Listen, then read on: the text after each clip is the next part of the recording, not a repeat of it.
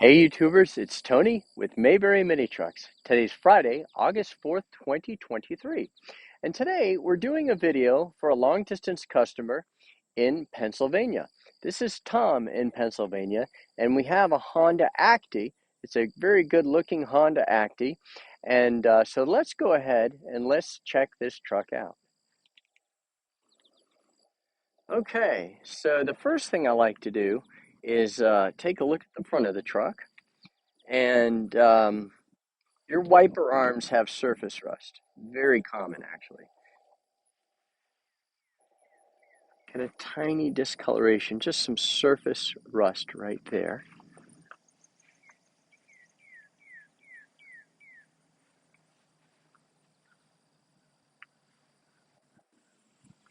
And now,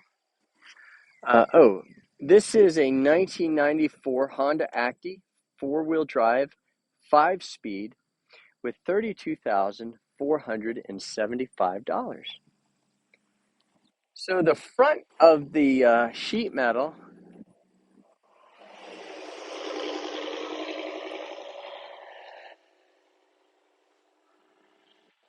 that's my son Josh. He's about to go to NC State, and he has, I think it's 7 days left. 7 days left at home, and then he'll be gone. We've had 6 children, and he's our last one. Boy, oh boy, what a monumental change. So, the front of this truck looks absolutely beautiful. And look how brilliant the headlights are. Very high luster. And then the front of the truck, or the bumper rather, the front of the bumper also looks really, really straight. So there's no dings at all on the sheet metal. Not a single shopping cart ding on the front of the truck.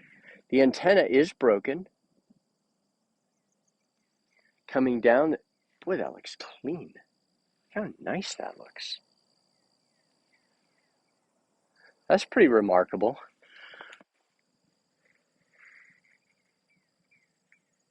Coming down the door, the entire door is completely ding free. Now, this has a ding here, not a ding, but it's a scratch. Yeah. Well, it has a very, very microscopic impression on the sheet metal. So yes, those are dings, but they're really scratches, but technically they're a ding. The bedside panel is remarkable. It has one ding from the inside out, and that is right there. Now, let's look underneath. Somebody spray painted the top of the fuel tank, and you can see because there's black paint on the frame. But I would say that that is a preventative measure and not a concealment measure.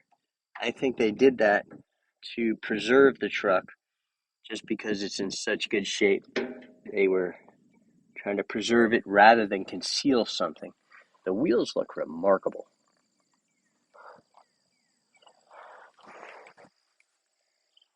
That one's got a few scratches on it, but that's it. That's remarkable.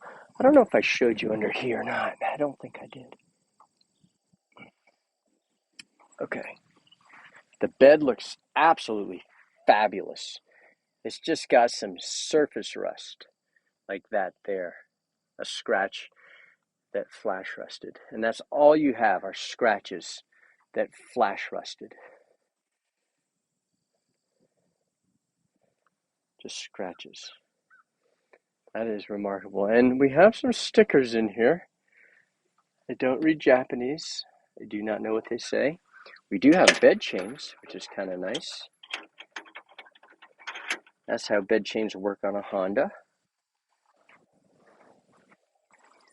The bracket for the bed chain is kind of nice looking.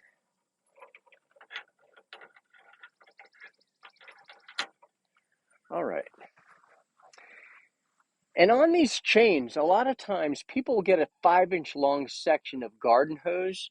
And for this, you'd use a 1/2-inch hose and put one section there and one section there. And then you won't hear the chains as they sway around. The tailgate has 1, 2, 3, 4, 5 dings.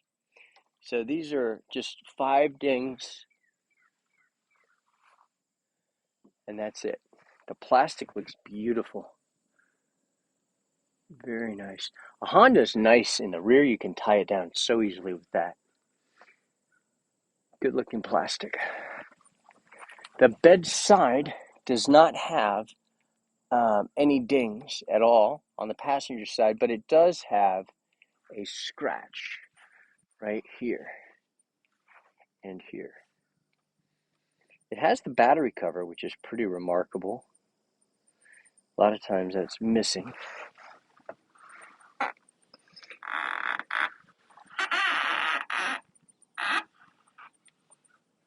There's the undercarriage of the Honda. The door on this truck has a scratch right there, and it is an impression. So it's an impression on the metal and a scratch in the paint. We have a ding here, a ding here, a ding here, a slight impression there, and a scratch there. Now let's open the door and look inside.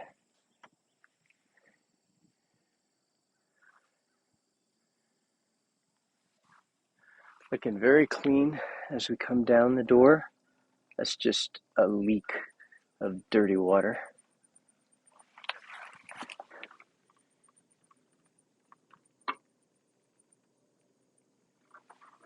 Let's look under the floor mat.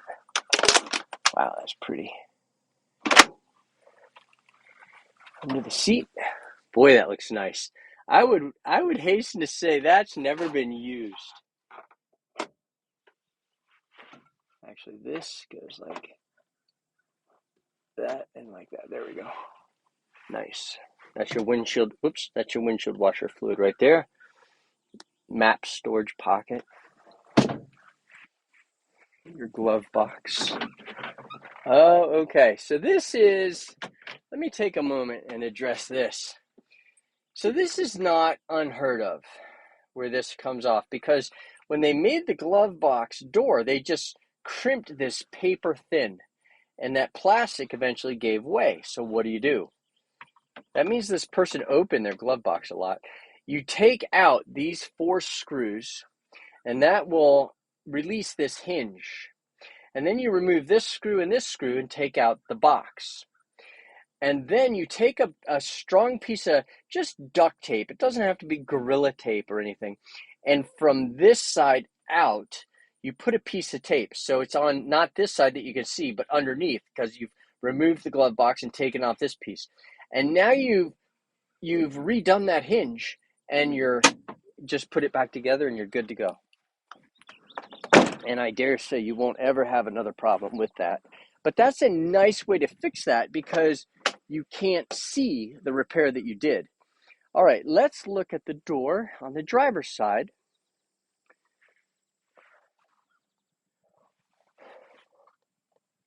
Very nice.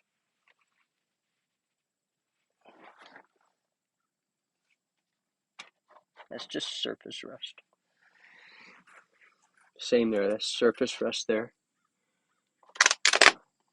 Very nice. Pretty, pretty, pretty.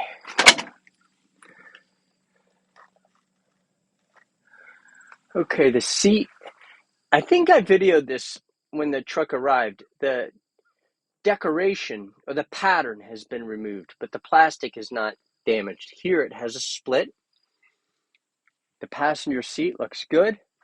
The headliner looks good. Everything in here looks nice. Good looking interior, good looking truck, really. So now we're going to start it.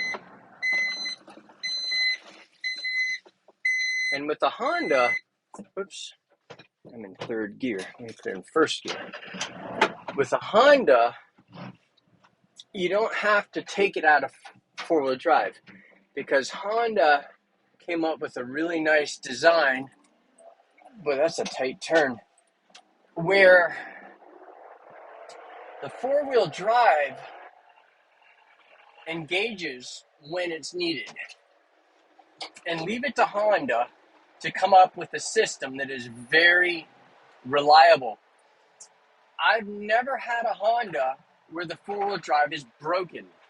I have had Hondas where the four-wheel drive is disconnected because some Hondas have a little secret bolt that disengages the four-wheel drive on the front, but that's not broken. That's disengaged. Yeah, Hondas are just the bulletproof four-wheel drive vehicle. They really are. So now we're cruising down this hill. I mean, this thing's really got get up and go, and that's 60 miles per hour. Now I'm going to slow back down because this is not an aircraft, and I'm not carrying my pilot's license with me today.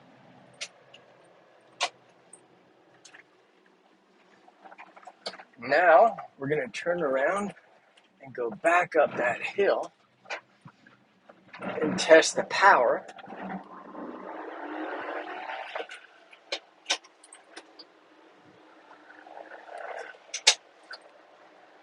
We're now in fourth gear.